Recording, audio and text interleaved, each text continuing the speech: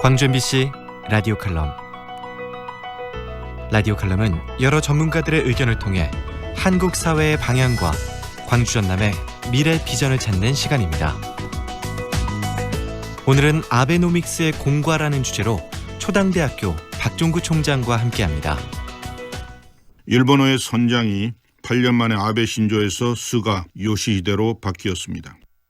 신임 총리는 아베 전 총리의 경제정책인 아베노믹스를 계승하겠다는 의지를 천명했습니다. 그러나 아베노믹스의 공과를 둘러싼 논쟁이 치열합니다.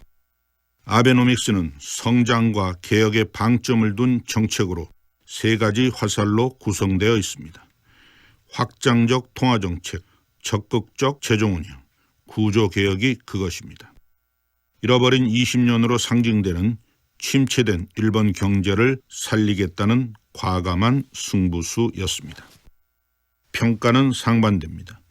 뉴욕타임스는 사설에서 잦은 내각 교체를 종식시키고 장기 집권으로 국정 운영에 안정감을 가져온 것을 중요한 업적으로 평가하였습니다. 고령화와 인구 감소에 제대로 대처하지 못하고 통화와 재정 투입에 과다 의존했다는 비판도 무성합니다. 세 번째 화살에 해당하는 성장 전략이 제대로 실천되지 못했다는 지적도 많습니다.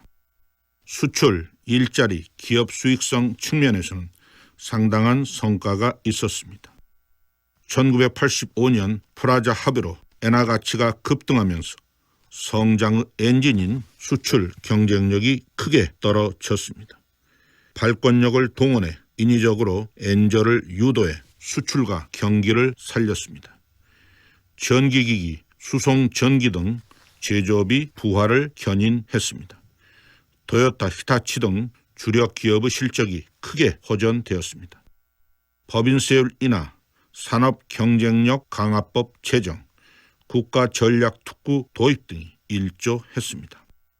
몰락하는 기업 국가 소리를 듣던 일본 기업이 소생하는 계기가 되었습니다. 재정 적자가 심각합니다. 과도한 재정 투입으로 국가 채무 비율이 2007년 154.3%에서 2010년 186.6%, 2019년 225.3%로 급증했습니다. 기초 재정 수지도 만성적인 적자 상태입니다. 경기 진작 명분으로 무분별한 재정 팽창만 계속해왔다는 비판이 거셉니다. 노동 생산성도 G7 국가 중 최하위입니다. 비정규직이 양산되어 2018년 37.9%나 됩니다. 정규직과 비정규직 격차가 갈수록 벌어지고 계층 격차가 고착화되어 새로운 계급 사회가 출현했다는 우려의 목소리가 큽니다. 일본의 사례는 우리에게 타산지석이 아닐 수 없습니다. 금년부터 총 인구가 감소합니다. 지난 2분기 합계 출산율은 0.83명으로 사상 최저입니다.